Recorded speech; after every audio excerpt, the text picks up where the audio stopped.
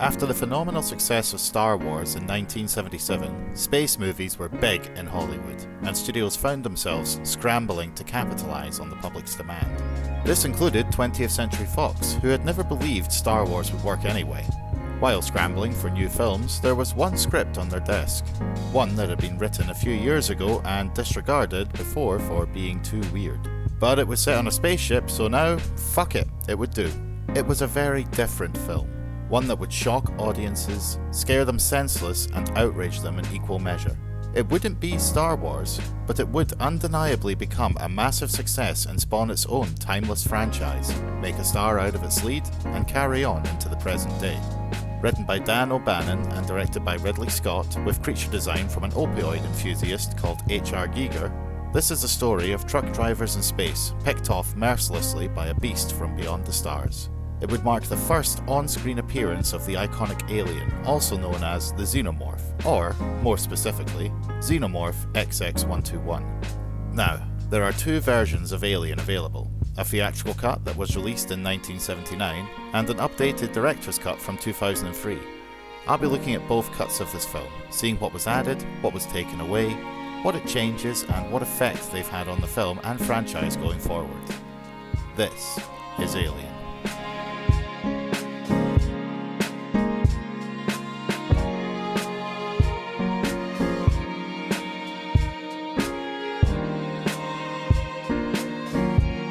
Alien doesn't begin with a hook, so to speak.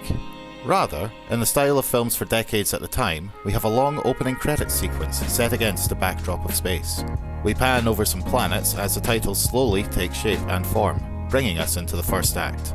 And then we see the Nostromo herself, a commercial mining ship returning from systems unknown with a huge haul of ore. This is heavy resource transport of the 22nd century. It's a long ship, not quite as long as Darth Vader's Star Destroyer, but still a chunky boy. Inside, the hallways are deserted. The only life seems to be the ship's systems taking it back to Earth. There's no activity until a computer fires up, reflected in a helmet. The flash of activity means it's time for the crew to be woken from their hypersleep. Their pods open and Kane is the first to wake, played by John Hurt. He slowly rises like he's been born again for the first time. The rest of the crew follow. There's a deleted scene that didn't make it into any cut of the film, where Kane is the first one rooting around the kitchen and greets the crew as they emerge. It's understandable why it was cut, as it goes on for a while with literally every crew member having an exchange with Kane, and is pretty much unnecessary, as in the next scene everyone is already at the table. Speaking of, it's breakfast time. Oh, I feel dead. Anybody ever tell you look dead, man? Foreshadowing? There's banter and an overall good mood all around. After all, why wouldn't there be? They're about to get home and get paid, motherfucker.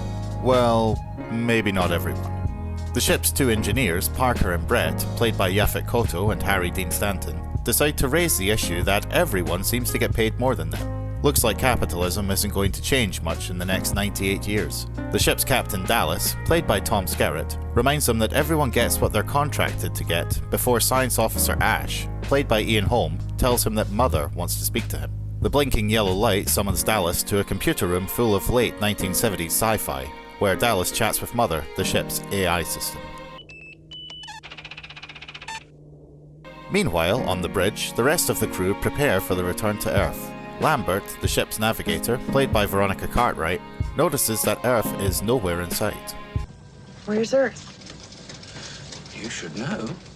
Very helpful, Kane. Second in command, Lieutenant Ripley, played by Sigourney Weaver, attempts to contact Antarctica Traffic Control. She's our protagonist, by the way. Antarctica Traffic Control doesn't get back to them, probably because they're nowhere near Earth. In fact, Lambert notices they're only halfway home. That's not our system. I know that. Parker and Brett make their way back to join the others while bitching about everyone else. I know why they don't come down here. It's because of you. You don't have no personality. They rejoin the group as Dallas begins the inciting incident. They're only halfway home because Mother woke them up after receiving a transmission of unknown language and origin.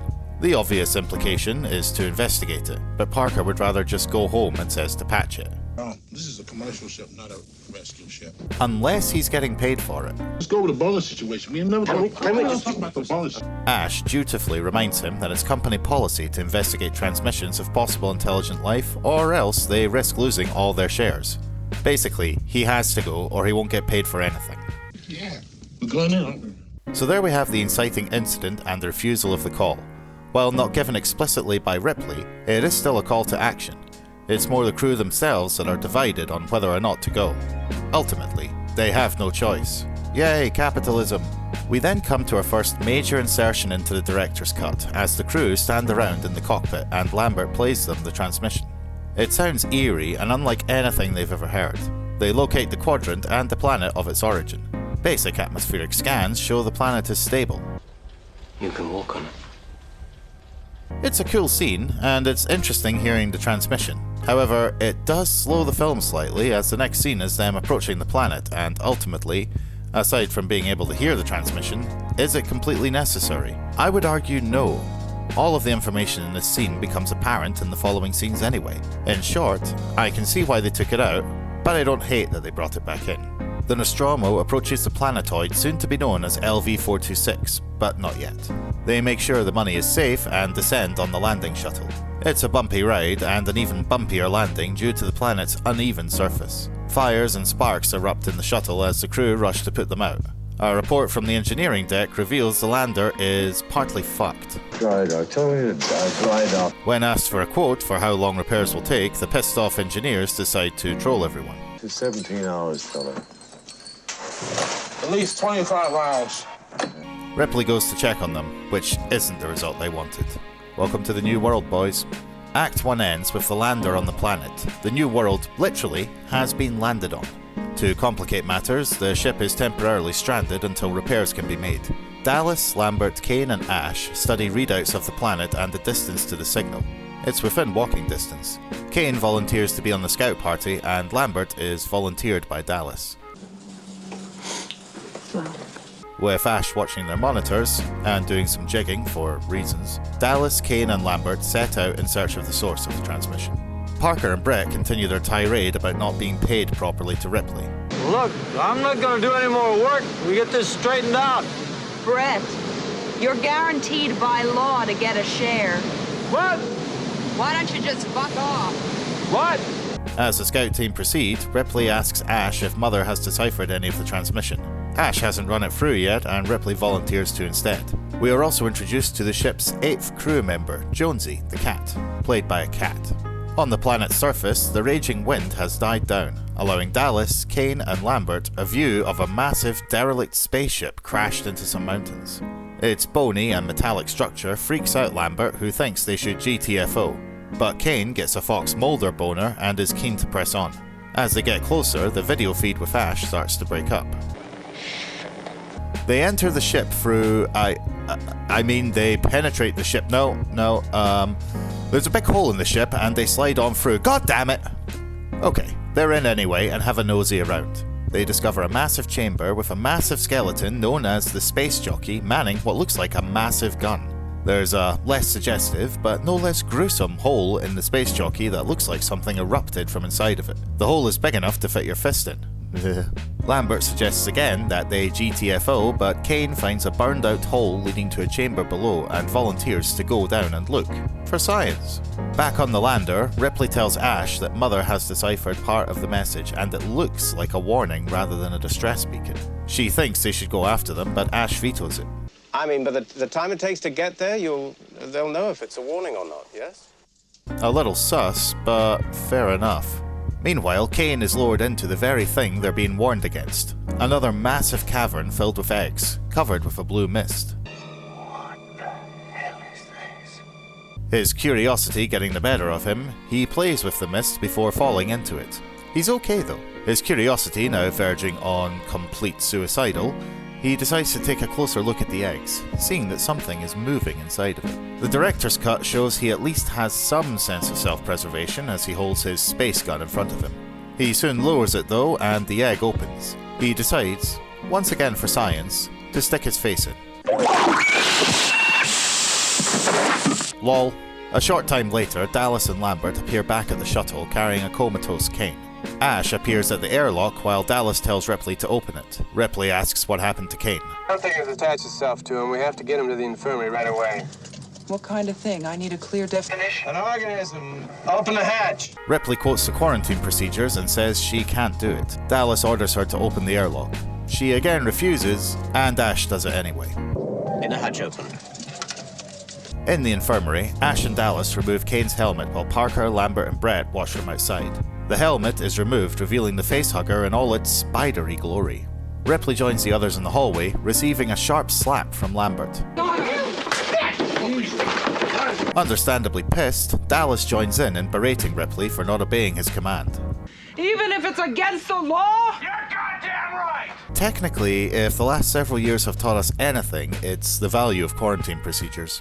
Parker suggests freezing Kane while Ash and Dallas try to remove the facehugger. It proves surprisingly stubborn, threatening to rip off Kane's face. They place Kane under a scanner, where they see that the facehugger has placed a tube down his throat and is keeping him alive. Dallas wants to get it off, but Ash urges patience, saying that removing it could kill Kane. Willing to take that risk, Dallas tells Ash to cut it off. Blood sprays on the floor and starts eating its way through. Oh shit. That thing's gonna eat through the goddamn hall. Come on! Dallas and the others chase it down through 3 levels before it stops. Brett valiantly sacrifices his pen as they discover that the blood is basically acid. It's got a wonderful defense mechanism. You don't dare kill it. For now, the facehugger has to stay on Kane, and the ship still needs fixed. There's another deleted scene somewhere around this point where Lambert and the rest of the crew return to the medbay as Kane is being examined by Ash. Ripley notices a stain on Kane's chest that Ash is unable to identify, for reasons. Dallas tells everyone to get back to work, exactly what he just said in the previous scene, so I can see why it was removed entirely. Brett and Parker get to work on fixing the broken parts of the landing shuttle. They have some dialogue about wishing they had never come. The scene is actually extended, though not in either version, as Parker talks about his aspirations and banters more with Brett. Ripley asks for an update, and there's some terse dialogue with her and Parker. Would you get off my back, please? Oh, you poor baby. I'll get off your back as soon as 12 module is fixed. I actually like this interaction and wish it had been re-added. It's only a few seconds, and it shows more of Ripley's relationship with the engineers. Also, it's just real. This is the kind of workplace interaction you see on the daily, and it helps to humanize the characters more and makes us care for them. Oh well, maybe it would show Ripley as too much of a hard ass and they took it out. I don't know. Like I say, I like it. Kane is still unconscious in the infirmary while Ash watches over him studying the monitors. Ripley appears next to him and asks for an update. He really doesn't have one, other than that the facehugger is very hard to kill. It isn't really why Ripley's there though, and she confronts him on disobeying her at the airlock earlier. He takes the Daenerys Targaryen route and says he simply forgot that Ripley was in charge while Dallas was off the ship.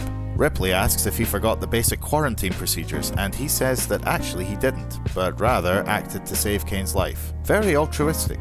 They end at a stalemate. You do your job, and let me do mine, yes? He then drinks some milk for reasons. Later, Ash calls Dallas to the infirmary as there's an update on Kane. Dallas asks Ripley to attend, and they discover that the facehugger has gone, seemingly hiding somewhere. They search for it very carefully. The facehugger drops down onto Ripley, causing her to shite herself. They discover that it appears to be dead. That's a reflex action. They examine it, with Ash wanting to keep it for study. Ripley wants to punt it out the airlock. Dallas lets Ash make the final decision, which pisses Ripley off so much she corners him in the hallway. An exasperated Dallas tells her that Ash has final say over anything scientific. Look, I just run the ship. Ripley doesn't like it. Since when is that standard procedure? Standard procedure is to do what the hell they tell you to do. Yay, capitalism! An interesting point to note here is that the director's cut actually takes out some dialogue from this scene that now only exists in the theatrical version. In the exchange, Ripley asks Dallas how well he knows Ash, and Dallas says that Ash was a last-minute replacement on the ship right before they set out. This does set up further suspicions of Ash, along with some of the other information that I'll get to later that isn't in any cut of the film, but I actually wish this line had stayed in. Yeah, it isn't 100% necessary, as Ash is acting pretty shady anyway, but it does ramp up the mistrust in the audience. The rest of the scene is the same, with Dallas asking how repairs are going and Ripley saying that while a lot more still needs done, the shuttle is basically spaceworthy. Dallas doesn't give a fuck about the rest of it and just wants to get off the planet. So they do. The crew power up the lander and it launches, reconnecting with the Nostromo. The crew are elated, none more so than Parker and Brett. Walk in the park. When we fix something, we stay fixed, don't we, Brett, baby? Great. Now that they're back on the Nostromo and on the way back to Earth, the crew take stock. Kane will have to go into quarantine, and most likely the rest of them too. And the kicker, their little detour means that it'll take them another 10 months to get back to Earth. That sucks. Oh, and there's another development with Kane. He's awake! Yay! He's groggy and very thirsty, but he's awake. He doesn't remember anything, apart from dreams about smothering. Oh well, I'm sure it's fine. Time for dinner before bed. It's the midpoint. The Last Supper. Kane is ravenous. Everyone is in joyful spirits. Dare I say, even flirtatious. Listen, I'd rather be eating something else, but right now I'm thinking of food. Oh, Parker, you gadge. Speaking of sexual shenanigans, you ever seen a man give birth through his chest? Kane starts coughing and very soon goes into what they think is a seizure. It isn't, if those agonized screams are anything to go on. Kane writhes in agony until...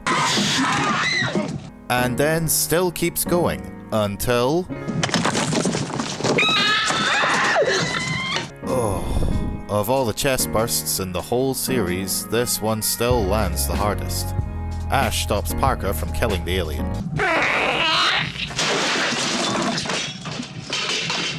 So that just happened. The crew searched for where it went before having a space funeral for Kane. There's another scene here that was in the original script but never filmed and only exists as Sigourney Weaver's screen test. In the scene, she would visit Dallas on the escape shuttle, and the two would have sex. Look, I need some relief. I'm glad that line wasn't kept in, but the concept of Ripley and Dallas having a relationship is something explored in greater canon with the expanded universe on Alien, and is even included in the novelization of Alien Isolation. As stated though, this wasn't filmed outside of a screen test, but according to the script, it would have happened here. The idea of sex in long-haul space trips is one that was explored behind the scenes. Ridley Scott mused that they would either need to be all couples, oh hello Alien Covenant, or that there would just be free sexual relations between the crew of the ship. None of this really makes it into the final film in any form, but I will leave you with the image of crew orgies happening on the daily, with Ash standing awkwardly in the background and the xenomorph peeping from behind the vents. Anyway, the crew regroup again and go over their plan to deal with the alien. Brett has rigged the cattle prod and Ash a motion tracker. They'll split into teams, catch it, and blow its ass out into space. Solid plan. Ripley, Parker, and Brett pick something up on the tracker. They follow it to a locker. Lolcat. Brett lets Jonesy run off, much to Ripley and Parker's annoyance, as they might pick him up again. Brett goes to catch him while they move on ahead. Brett searches for Jones delicately, Kitty crap. and follows his meows. Jones gives him the slip, but he does find a large piece of leathery skin on the floor. Moving on, he enters a room with chains, and, in the director's cut, the alien hanging amongst them. He spots Jones hiding and tries to coax him out. The now fully grown xenomorph descends behind Brett. They might need a bigger net for this one. No, that wasn't what I meant. Brett stares dumbstruck as the Xeno punches a hole in his head and hauls him away. The director's cut adds Ripley and Parker catching the tail end of it along with Jonesy, who watches impassively. Brett's death was originally much more gruesome, with the alien grabbing his head and crushing it before delivering the fatal bite. There's also a shot of its tail wrapping around his leg that will be repurposed later. None of this footage made it past the assembly cut phase though, and perhaps fortunately for Brett, his death remains somewhat quick. The crew brainstorm how to deal with it again, seeing as how the bastard is now fucking huge. Deciding that Brett is most likely 100% dead, they realise it must be using the air shafts to move around. The science department has nothing, except maybe that heat might work, leading Parker to DIY a couple of flamethrower units. Dallas says they update their plan to blow it out the airlock and use the air vents to flush it out. He decides to go himself, vetoing Ripley, who volunteers. Dallas sets off into the air shafts with a flamethrower as Parker and Lambert track him. Ripley and Ash stand ready at the airlock and are ordered by Dallas to close the shafts behind him. Lambert picks up the alien on the tracker and Dallas heads towards it, flamethrower first.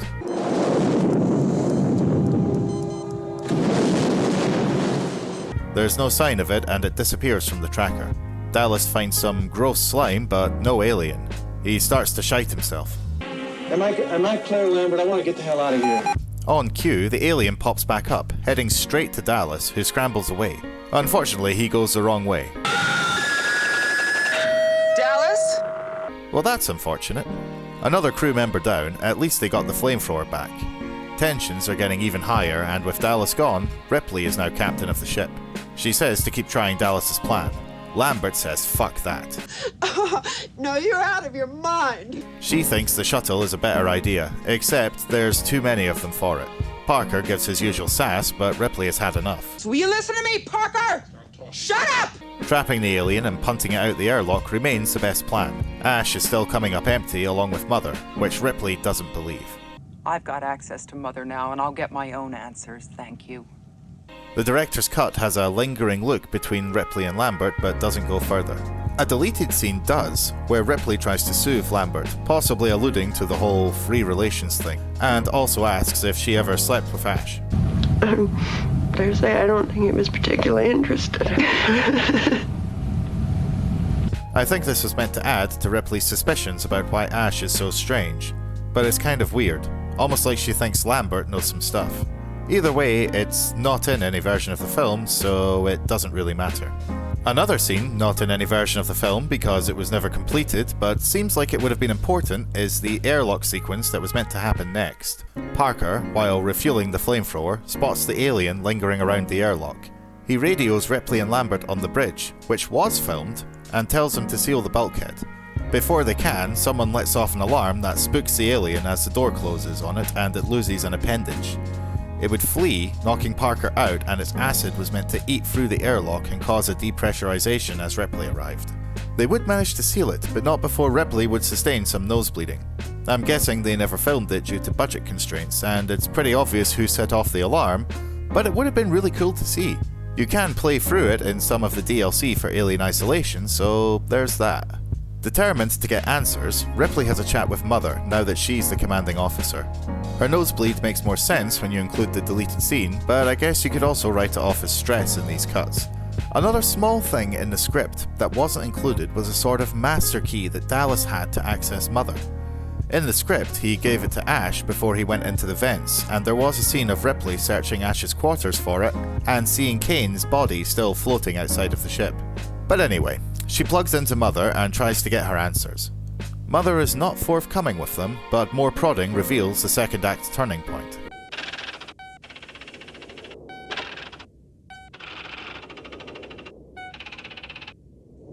Well, shit.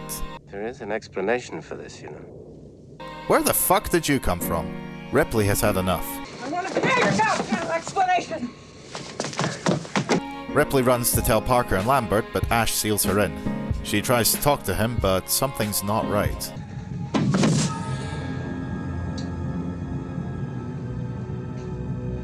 Ash goes full-on psycho, pulling her hair out and throwing her against the wall, and then a cot. Perhaps getting ideas from the nudie pics scattered around, he tries to shove a rolled-up magazine down her throat. Parker tries to stop him and receives the world's worst nipple grab for his efforts. Lambert gets stuck in too, causing Ash to go haywire. Parker takes a swing and... Turns out Ash is an android, an addition put into the script by producer Walter Geiler. They manage to subdue him and reconnect his wrecked body, looking for answers. Yes, I can hear you. Ash reveals that the company wants the alien at all costs. What about our lives, you son of a bitch? I repeat, all other priorities are rescinded. A little bit of dialogue not in the film but present in the script and the novelization states that the company had already picked up and deciphered the alien signal, and the Nostromo and her crew were always destined to be the ones to go by. So the company was willing to write them off as a business expense to acquire the alien. Yay, capitalism. Ash says they have no hope in hell of killing it. You admire it. I admire its purity. Parker has heard enough, as have the others, but before they disconnect him, Ash leaves them with a final, uplifting phrase. You have my sympathies. Now that they're down to 3, getting on the escape shuttle and blowing the ship up sounds more than good. Parker melts Ash's smug face as they leave. The second act ends. The alien has reduced the crew to 3 and they were betrayed from within. They have no hope of killing it other than blowing up the ship and GTFOing. If they can live long enough to do so, that is. Ripley, Parker and Lambert race through the third act, with Ripley starting up the shuttle and Parker and Lambert grabbing some coolant for it. I think they're forgetting another crew member. Ripley heads back to the bridge to get Jones, who gives her a bit of a runaround before she catches him and puts him unceremoniously into a cat carrier. Parker and Lambert continue to grab supplies as the alien catches up to them. There was some footage of it crab walking its way over to Lambert, but fortunately that never made it into the film. Lambert is cornered and Parker can't fry the fucker without hitting her. Ripley hears them and races to help. Parker tries to help Lambert, earning himself a head bite for his troubles. The alien turns back to Lambert and we see the footage of its tail coiling around Brett's leg repurposed to sinister effect. Lambert's screams follow Ripley down the corridor and stop just before she reaches them.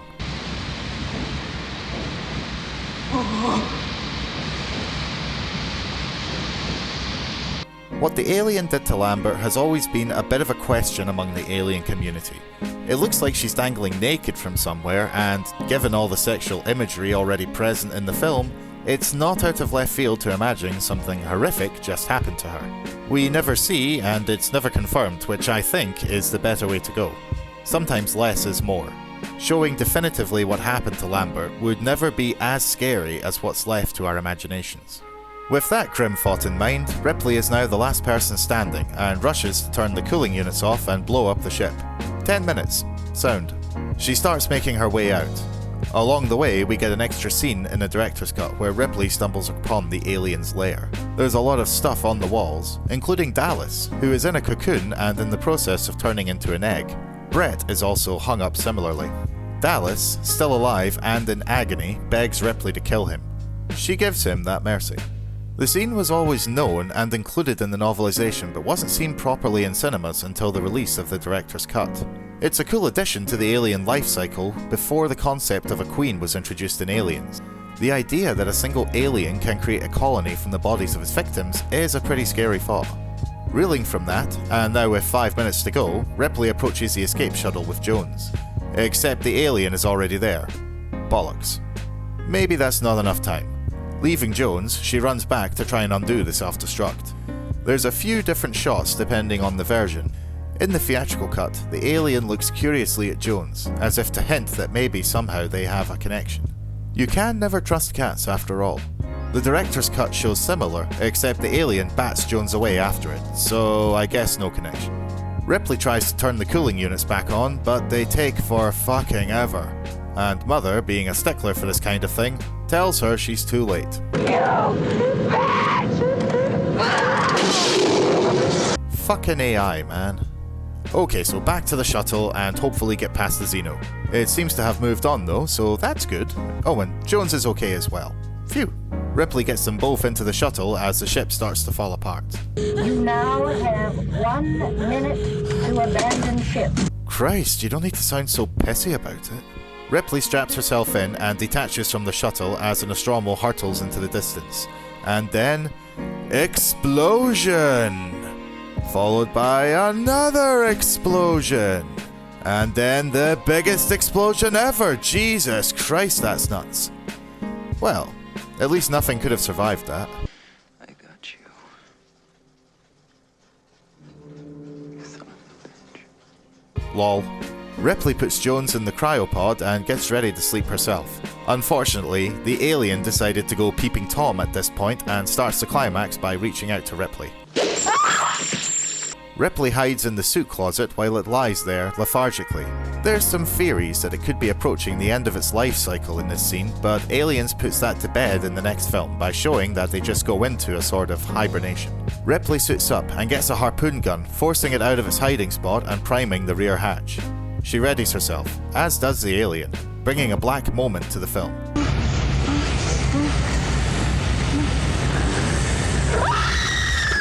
The alien grabs the hatch, but then takes an arrow to the chest. Still clinging on outside, it tries to climb back in until Ripley fires up the thrusters, cooking his ass thoroughly. He falls away into the abyss and was meant to explode, but for some reason that's not in the film in any form. The epilogue shows Ripley recording a final message before she enters hypersleep. This is Ripley, last survivor of the Nostromo. Signing off. She then goes to sleep with Jones, hoping to be picked up soon. I guess that depends on your definition of soon. An early concept for the ending that never made it in was the idea that the alien would kill Ripley in the climax and would then send out this recording itself. Incredibly creepy, but then we wouldn't have any more Sigourney Weaver, and that would be just criminal. So that's the story synopsis and structure for Alien. The inciting incident, the crew getting woken by the distress signal. The first act turning point, them landing on the planet. The midpoint, the birth of the alien and Kane's death. The second act turning point, the reveal of Ash being after the alien all along and him being an android sent by the company. And the climax? The peeping Tom on Ripley. Standard 3-act structure. Now, let's take a look at the rest of it.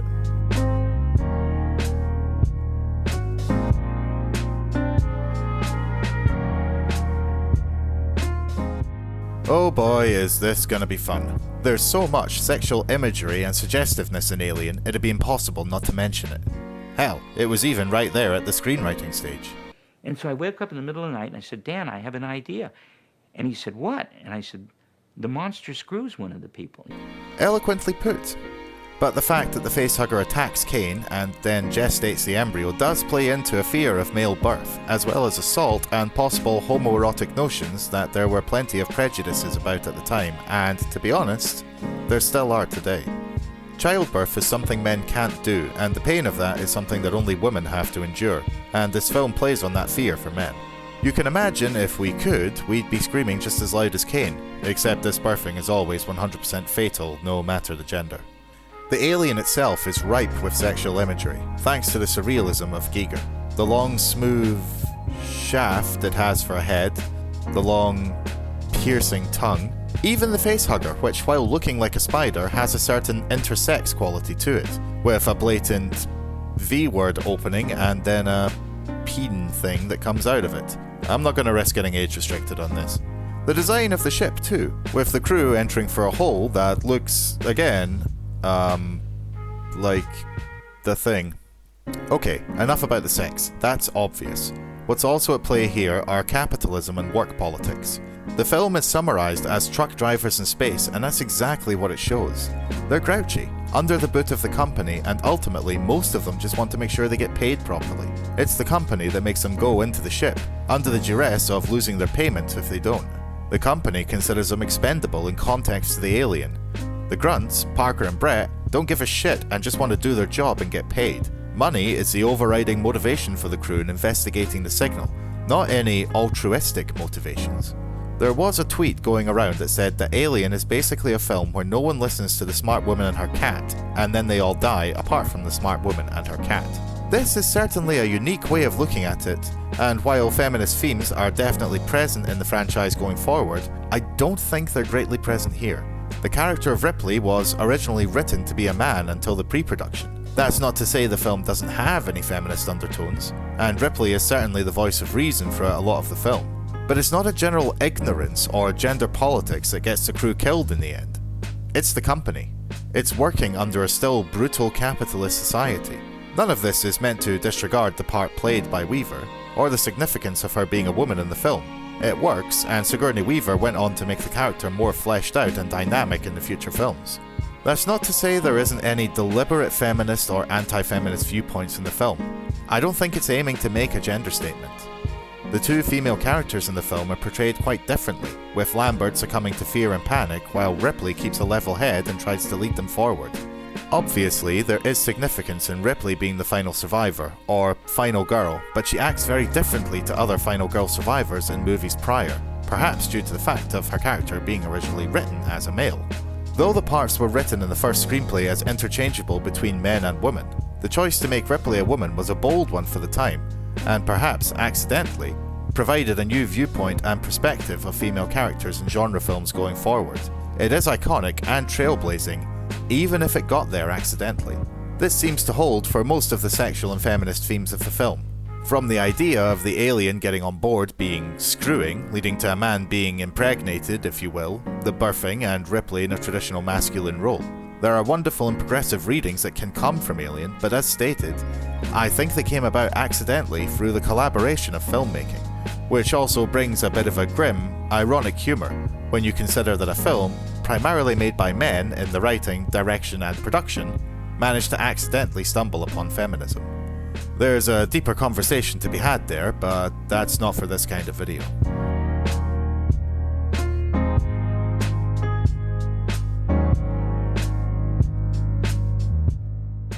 The original script for Alien wasn't considered to be the best, aside from the chestburster sequence.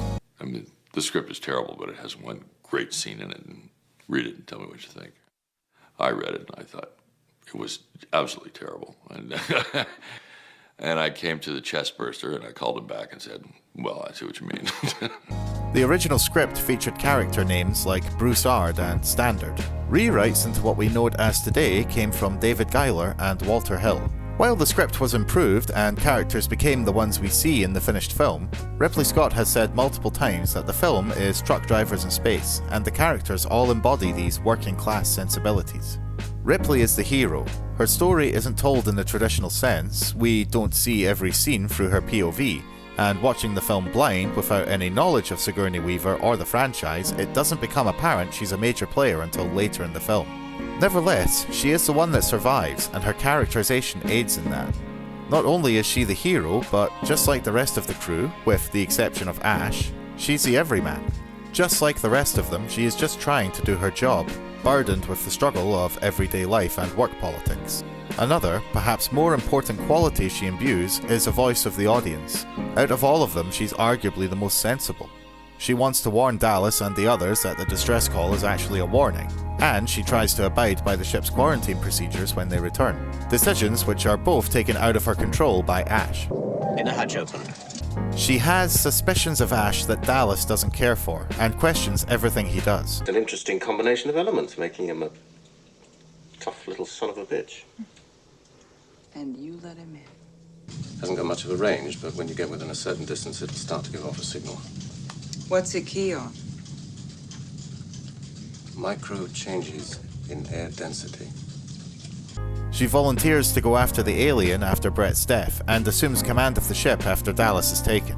She's tough, not taking any shit from Parker and doing her best to reassure Lambert. She's resourceful, seeing Dallas's plan as the best shot for them, and then, when she's the last crew member standing, single-handedly blowing up the ship and then killing the alien afterwards. She's also compassionate, saving Jones the cat while the rest of the crew probably would have left him to the mercy of the alien. Kitty crap. Want versus need doesn't apply too strongly to her in the film, or indeed any of the characters. What they want is to kill the alien, get back to Earth, and get paid. What they need to do is to survive and keep a level head. Ripley embodies this the best, and while we don't know much about her backstory and motivations in the film, it's enough for the audience to root for her. Obviously, her character becomes more fleshed out and evolved as the franchise goes on, but for this, she's a smart, level-headed survivor who lives to tell the tale. Captain Dallas is, unsurprisingly, the ruler archetype. It's him who keeps everyone in line. While seeming like a hard-ass, he's just another frustrated cog trying to do his job. Look, I just run the ship.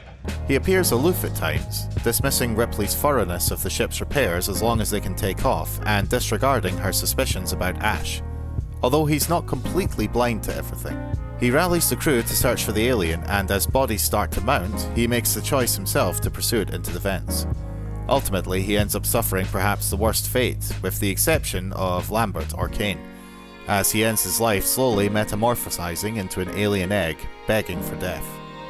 Kane is the explorer, the one eager to push the boundaries of human knowledge, even at the expense of himself. We've got this far, we must go on. We have to go on. Kane volunteers to be on the first group out, unsurprisingly to Dallas. I'll volunteer to be in the first group to go out. Yeah, that figures. He's excited to explore the ship, and the one who discovers and then descends into the caverns with the eggs. Unfortunately, his curiosity and eagerness gets the better of him, and he suffers a horrific death at the hands of the chestburster. Lambert is the closest to being the innocent, the character with no agenda who ends up caught up in the slaughter. She's an opposite to Ripley, in that while Ripley keeps a level head, Lambert descends into panic and hysteria. She's resilient and has a voice of the audience quality about her. Let's get out of here. Unfortunately, her fears get the better of her when the alien corners her, and she's unable to move, suffering a fate that still remains unknown. Her screams the only hint at what the alien does to her. Parker is the outlaw, the rebel. Not only is he concerned with getting paid, but he doesn't think he's getting paid enough and constantly challenges Dallas and the others over this matter. He doesn't want anything to do with the distress call until he's forced to, and once the shit hits the fan, he's determined on killing the alien, even to the point of recklessness. Parker, I don't want any heroics out of you, all right? I'm for killing that goddamn thing right now. He's resourceful, using his talents to rig up the flame units the crew use against the alien. He seems disobedient at times, but he does stop himself, falling in line behind Dallas and later Ripley. While they seem at odds throughout most of the film, Parker and Ripley actually agree on a lot. Parker backs Ripley up for not wanting to let Kane on board and works with her to try and kill the alien. Shut up! Let's hear it. He's a tough, brutal man who doesn't take any shit, but he still has compassion, trying to save Lambert from the alien, and even with his last words, telling her to get to safety. Brett at best represents the jester. An almost double act with Parker, he follows him around and agrees with everything he says, and even has his own catchphrase. Still with us, Brett? Anything so bad, man? Right. Oh, come on, knock it off. Jaded like Parker, Brett sees more humor about the situation. Human. Unknown. So what? Always seen at Parker's side, his main concern is also about getting his pay. Look, I'm not gonna do any more work. We get this straightened out.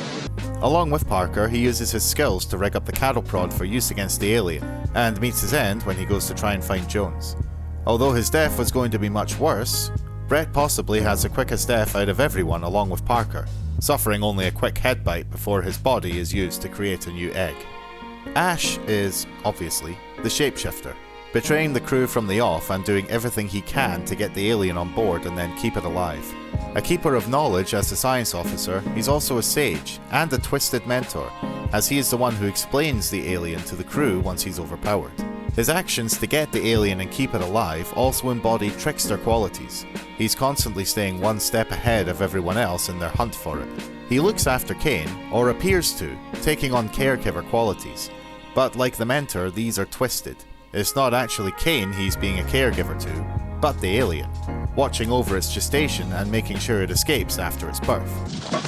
No, don't touch it! Don't touch it! He's the closest to a human antagonist, but the real Shadow is never actually seen in the film. While the alien is obviously a huge threat to the crew and an antagonist, it's still just an animal doing its own thing. The real antagonist of the film is the, as yet unnamed, company that the crew work for. The company are the ones who switch out the other science officer with their own drone, Ash, and who want the alien for their bioweapons division. The company are the ones willing to throw away the lives of the crew in search of the alien, and ultimately profit. As with the rest of the themes, capitalist greed is the main villain of the film.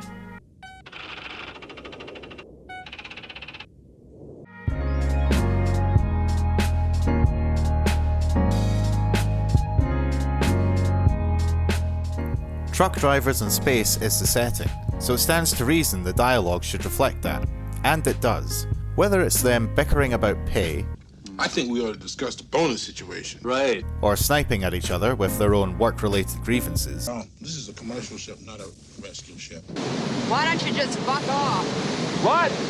the crew speak like people who have been around each other for months, occasionally cranky with each other, but with a good sense of camaraderie. The only exception to this would be Ash, and again, his dialogue suits his character. Once the cat is out of the bag, or head, he drops all pretense of being like the other members of the crew and embraces a grander way of speaking. Its structural perfection is matched only by its hostility. Again, this is natural dialogue for an android. The dialogue is realistic, and that's all it needs to be. We ain't out of here in 10 minutes. We won't need no rocket to fly through space. Sunday, the Ridgely Theater in Fort Worth had the biggest day in its entire history. It sold more than The Godfather, Close Encounters of the Third Kind, Superman, and Love Story. Alien released in North America on the 25th of May 1979 without a formal premiere. There were screenings for 20th Century Fox execs, but there was no official audience testing or press premiere. This didn't hold the film back, as lines stretched as far as 4 blocks to see the film at the Egyptian Theatre in Hollywood, where several props from the film, including the space jockey and eggs, were on display. At least they were, until the space jockey was set on fire by fundamentalist vandals for being seen as satanic. I understand somebody tried to set fire to it or something, because they thought it was the work of the devil. Great. This controversy, as with most controversies around films, inevitably helped in the promotion, and it went on to gross $78 million out of an estimated $11 million budget. Word of mouth spread about the film, notably its violence. People passed out in theatres and ran out vomiting during the chestburster scene. One of the ushers at a 20th Century Fox screening even fainted during the reveal of Ash being an android. What's going on? People are getting a lot of walkouts, you know. But what it was that people were sitting close to the screen or walking back to stand and watch it in the back of the theater. They didn't want to be that close to the screen. It even led some theatre owners to take more creative liberties with the film in order to ensure their bathrooms remained clean.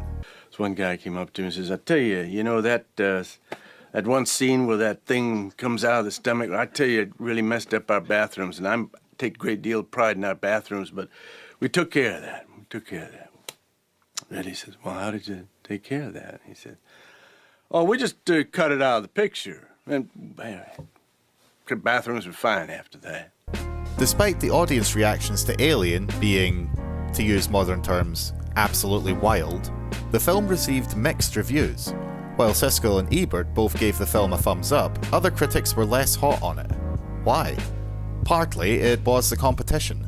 Star Wars and 2001 were still fresh in many people's minds, and in comparison to these, Alien was a very different beast. There were no grand statements about mankind's place in the universe, or big adventures with countless different alien races. Alien presented more of a haunted house movie in space, and this put some critics off. Over the years, critical reappraisal of the film has become much more positive, with it ending up on countless best movies ever made lists. Modern cinema audiences are used to violent fare and thoroughly desensitized to it now. Back in 1979, this was not the case. The film's use of violence, while shocking, was also seen as bad taste for some, and it earned an X rating in the UK when it released. Times and audience perspectives have definitely changed, and with it, the critical voices around the film have changed as well. So what does make Alien stand the test of time? As usual, it's everything involved in the contributive nature of filmmaking. Dan O'Bannon started off with the script, but it was Ronald Shussett's idea to have the alien get on board the ship via birthing. Giler and Hill's rewrites changed the dialogue to what we see today, and also included the idea of Ash being an android. Scott's direction, obviously, elevated the film, as he came at it from a standpoint of not liking sci-fi and wanted to make something more realistic. Jerry Goldsmith's score, and the set design, and of course, H.R. Giger's magnificent, slightly sexy monster still live on in people's minds. Or, in Giger's case, their nightmares. The casting of the film is also worth mentioning too.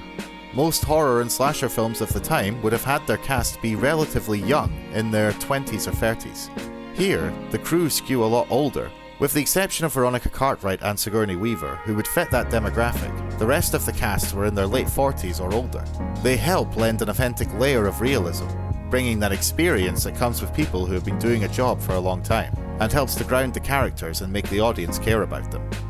The film, after a few disputes at Fox, hatched possibly the best sequel ever made, and then more burst their way onto our screens, with the latest film, Alien Romulus, hitting cinemas very soon.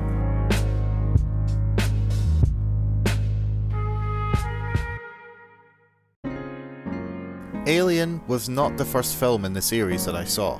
That honour actually goes to Alien 3 at a friend's house when I was too young to understand what I was seeing. Then I got my hands on a VHS copy of Aliens, and after talking about it with my dad, who was also a fan of the films, he bought me the trilogy on VHS, as Resurrection hadn't been released yet. It's not my favourite film in the series, but that doesn't mean I don't find it excellent. It is a slow burn, even with the director's cut making the pacing faster. As the years have passed and I've gotten older, my appreciation for the film has only increased. That is not to say I didn't like the film. I've always loved it. It's just with time I've come to love it even more. The dynamics of the crew work really well for me. As stated, the relationships between them are intriguing to watch, and honestly, I'd probably watch a 2-hour film that was just them working around the ship and bantering, arguing, and just living with each other on their journey. Films, especially Hollywood films, work very differently today. The slow burn of Alien can fail to catch and hold the attention spans of modern audiences, who expect films to move a lot faster, but the tension in the film is undeniable. The slow heartbeat through Brett's search for Jones and its increase when the alien appears is a good example of this. We care about the crew, and through getting to know them in the first half, it makes their deaths more impactful throughout the second half of the film. The chest bursting scene is still the most brutal one I've seen to this day. You really feel it, and you're there with Kane in his last moments. I love the design of the alien. It's one of my favourite movie monsters. It's impactful, despite it ultimately coming down to a man in a suit, and this could have come off as ridiculous were it not for the skill on show behind the camera in choosing to limit the creature's screen time. It's an iconic movie monster that has stood the test of time, even through some of its more off-character characterizations.